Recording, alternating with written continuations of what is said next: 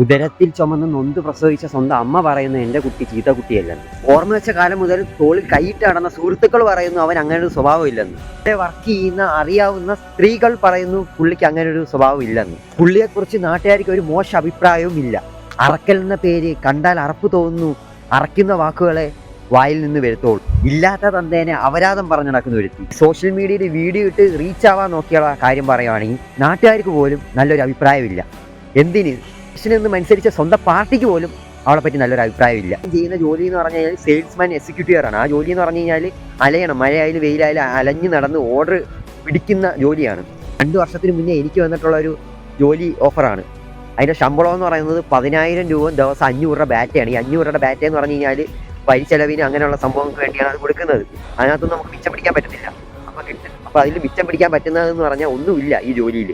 മാസം ഒരു 10,000 കിട്ടും. ആ ഒരു ചെറിയ ശമ്പളത്തിൽ ജോലി ചെയ്യുന്ന ഒരു മനുഷ്യനായിരിക്കും. പുള്ളിയുടെ ശമ്പളമോ കാര്യങ്ങളോ ഒന്നും എനിക്കറിയത്തില്ല. ആ ഒരു ജോലി എനിക്ക് വന്നതുകൊണ്ട് എനിക്കറിയാം അത് ഇത്ര രൂപയായിരുന്നു എന്ന്. ഒരു മിച്ചം പിടിക്കാൻ വല്ല ഉണ്ടായിരുന്നെങ്കിൽ ആ പുള്ളിക്കാരന് ബസ്സിൽ സഞ്ചരിക്കേണ്ട ആവശ്യം വരത്തില്ലായിരുന്നു. സ്വന്തമായി തന്നെ ഒരു വാഹനം സ്വന്തമാക്കായിരുന്നു. നാട്ടിൽ ഏതൊരു സ്ത്രീ മരിച്ചാലും ആത്മഹത്യ ചെയ്താലും എല്ലാ പത്രങ്ങളും മുന്നിലാണ് ആ ഒരു വാർത്ത വരുന്നത്. പക്ഷേ ഈ ഒരു വാർത്ത നോക്കിക്കഴിഞ്ഞാൽ ആ മലയാള മനോരമ എന്ന് പറയുന്ന പത്രത്തിൻ്റെ ഉൾപേജിലായിരുന്നു ഈ ഒരു വാർത്ത ഉണ്ടായിരുന്നത്.